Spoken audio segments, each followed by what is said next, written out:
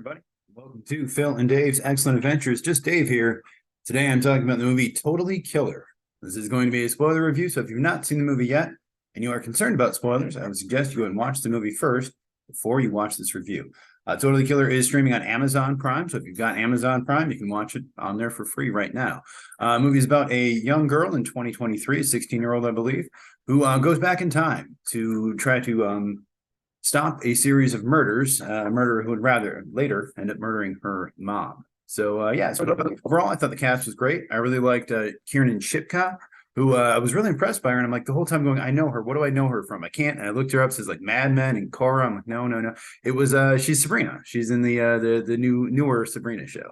I really liked Olivia Holt, who again, same thing. I'm like, I know her from somewhere. It's Cloak and Dagger is what she's from. But she was good as her mom in 1987. Julie Bowen is always great. From Modern Family, and I know her from Ed, and of course Happy Gilmore. Lachlan Monroe, also good. He was in the first couple scary movies. Dead Man on Campus, he plays her dad. And I like Troy Leanne Johnson as Teen Lauren. Pretty much overall, I liked all the kids, but those are the ones who stood out to me. I really like the concept, the overall idea of kind of combining like Back to the Future with like an 80s slasher movie. Sounds like a good idea. I really like the music in this. We had a lot of cool 80s music playing throughout. I had various different party scenes and everything else. So always good. I appreciate that they did it. Could have maybe did a little bit more, but what they had in there I liked. I like the fact that they were smoking. There's a joke where she meets a woman at the park and she's like, let me give you a ride to school. And she gets out and there's just smoke fills the car. Smoke just like, wafts out as she opens the door and stuff, which is 100% true and totally accurate. Something they miss a lot in period things. People smoked all the time prior to like 1995 or something. There's a joke in there about the gym uniforms because they've got these tiny little short shorts, and she's like, well, how is this school issued? And like, yeah, again, I do remember school issued uniforms looking like that, at least for the girls. I like that there's a lot of jokes about just how gullible or just how easy it is to trick people, where she's just like, hey, I'm transferred here from Prince Edward Island. I don't have my paperwork. The girl's like, okay. And she's like, well, don't you need anything? No, that's fine. Or she goes up to the guy in the gravitron is what we called it, but the little spinny thing. And she's like, yeah, the ride's down. You got it. And he's like, all right, I'm going to take a break. And she's like, I'm time to take a break. I don't care. That was funny. There's a lot of that stuff. There's a lot of just jokes in general about how stuff was different in the 80s than it is now, and about how what they're going to do. There's also a joke where they're watching like RoboCop, and her mom's worried that robots are going to take over, and she's like, no, pretty much it's just TikTok has invaded their lives and taken them over. A lot of good jokes, and a lot of them are in the trailer. Unfortunately, a lot of the funniest kind of stuff in this is in the trailer, which is typical, but I liked it. I like the costumes overall. I thought they did a pretty good job of imitating the sort of look of the 80s without going too overboard into just making everyone wear like leg warmers and like workout clothes and stuff. The clothes maybe looked a little too fresh, a little too nice, not like well worn, like I would assume clothes would be a little bit more in the 80s, but for the most part, I think they pulled it off. There's a lot of jokes here too about people saying things that aren't very PC. Like a guy has like a federal booby inspector shirt or something like that, and she's like, that's problematic. And his girlfriend's like, I like it. And there's one character they call like Fat Rhonda or something, and she's like, no, and she just like calls her Rhonda. I appreciate all of that stuff. I really did like the sort of gravitron. They don't call it gravitron; they call it something else. But the spinny thing, I like that scene because they do some cool stuff in there where like they're inside and the dude, the killer, like stands up and starts like coming at her and stuff. There's also some pretty good stunts in this. I was impressed. Julie Bowen's character gets like slammed into a table at some point. And of course, it was a stunt woman, but still good job. And there's another stunt in the gravitron where it looks like a stunt woman gets pulled into the wall. Like yanked in there, and it was good solid scene, good job on the stunt women. They don't get enough credit for what they do there. I did appreciate the movie was R-rated. I didn't kind of really notice. I guess I should have with all the violence, but until people said fuck a couple times, I'm like, oh hey, we're swearing in this movie, cool, all right, hey, I like that. And I like the ending. I thought it was funny the way they kind of give you a little recap of what happened and what the changes occurred due to what she had done by going back in time. Overall, pretty good. I liked all of that. As far as what I disliked about it, it's a little unbelievable that a teenager built a time machine out of a photo booth, and then her mom was also able to go back and build the time machine. But this movie seems to be one of those where like the adults are all idiots and the kids are all more savvy. So, all right, fine, I'll accept that.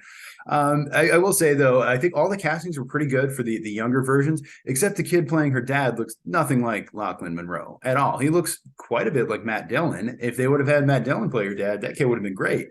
But yeah, I'm just like, wait, that's supposed to, his hair is much darker. He's not as tall, I don't think. Like, he doesn't really look anything like him. I don't, yeah, I believe the stabs in this were CGI. It looked like, at least when the killer was stabbing people, it was just, digitally blood put onto the body. I assume the killer just had like a handle with no blade at all, and they just put that in there afterward. It looked pretty bad. It was pretty noticeable. I understand you're stabbing people 16 times. It's probably a lot easier and a lot safer to do it CGI, but unfortunately, at least for me, it looked fake.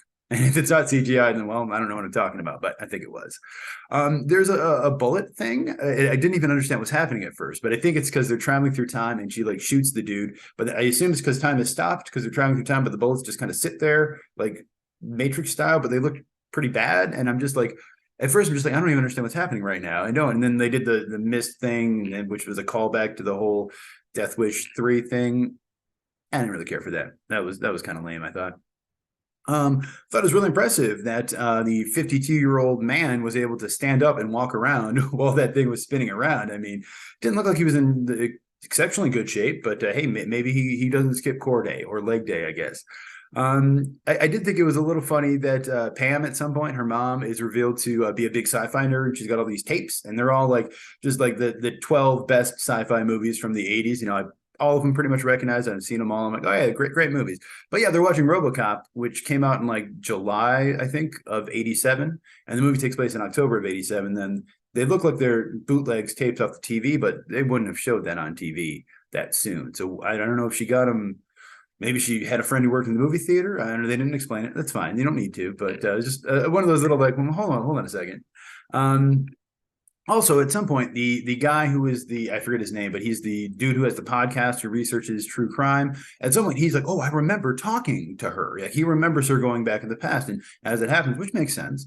But then why didn't her friend Lauren, I think, right? Lauren's mom remember that. You'd think, well, and they did say, she's like, oh, I got to work. I don't have the day off, which, again, she was kind of rude to that guy who was just being friendly, but okay, whatever.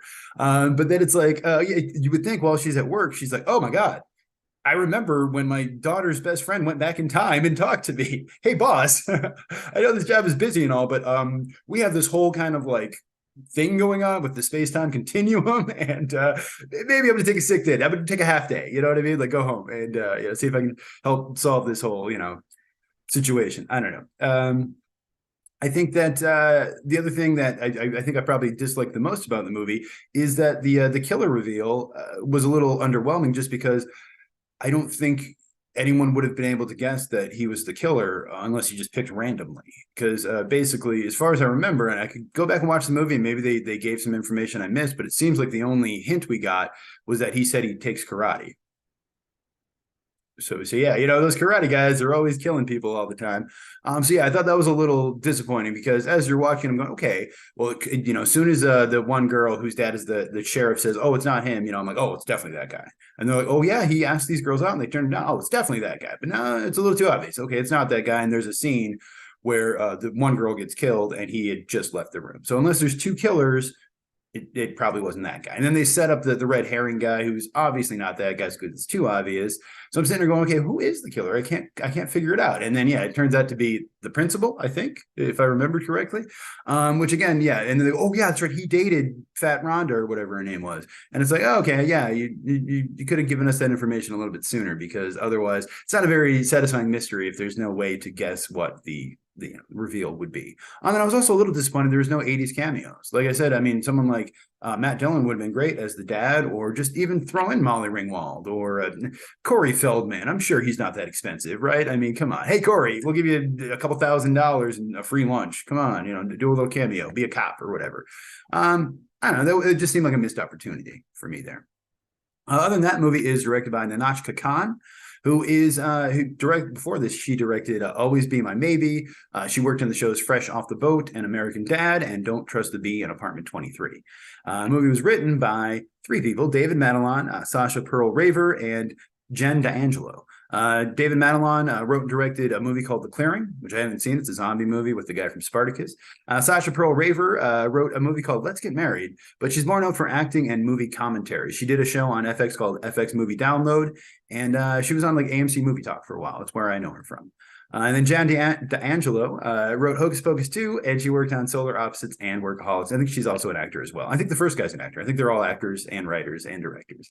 Some people, when this first came out, compared it to a movie that came out a few years ago called The Final Girls, in which a girl gets like sort of sucked into an 80s slasher movie. And on the surface, I can see the similarities, but I think they're actually pretty different. They do have a group of girls called the Mollies, which is obviously a reference to Heathers, where all the girls are called the Heathers. And I did like the Molly Ringwald references and all of that stuff. I believe also the jacket that she's wearing is very, very similar to the jacket from Can't Buy Me Love. I assume that was intentional, maybe not, but it definitely looks like the one that she spills wine on it and she has to borrow the money from Patrick Dempsey, and that's how that whole thing happens. So I like that. And the main character's name is Jamie Hughes, which her first name comes from Jamie Lee Curtis, and the last name Hughes, of course, comes from John Hughes, who did a bunch of the 80s movies, a lot with Molly Ringwald, as a matter of fact. So yeah, I enjoyed that. I enjoyed the references. I'm sure there was even more references and other little things like that. There's a lot of references to Back to the Future. There's a lot of things. There's a lot of subversion, too, of like, oh, am I going to disappear? And it's like, no, Back to the Future got that wrong. You're just going to go home and not have a family to go back to, which, yeah, it's kind of interesting. So yeah. Rotten Tomatoes on this one's pretty good. Critics are at 86% and audience is at 82%, so people really like it. I don't know what the budget was for this. It was released directly to Amazon. I assume it was probably relatively low, $20-30 million range. I have no idea. I'm just guessing.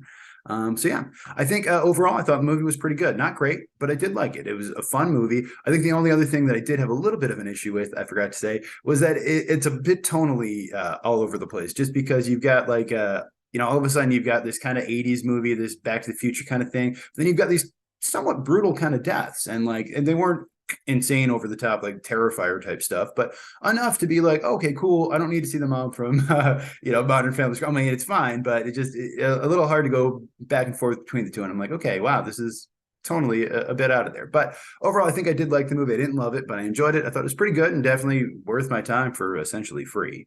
So I think my score is going to be a 7 out of 10 on this one. But if you saw the movie, let me know what you thought of it down in the comments below. Thank you so much for watching. Hope you have a great night, and I will see you here again next week.